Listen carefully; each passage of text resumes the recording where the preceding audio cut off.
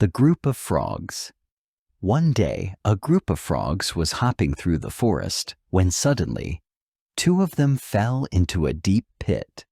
The other frogs gathered around the edge and, after seeing how deep the hole was, began to shout in panic.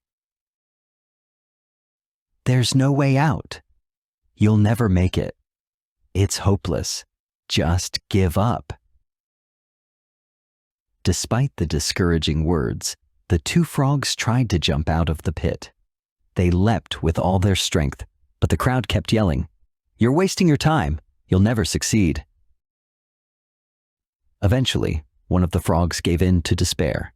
He listened to their voices, stopped jumping, and quietly gave up. He didn't survive. The other frog, however, kept jumping harder and harder.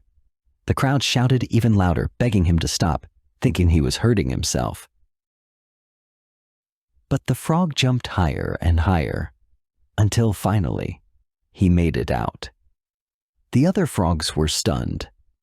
They asked him, "Didn't you hear us telling you to stop?" The frog looked at them and smiled. He was deaf. He had thought they were encouraging him the entire time.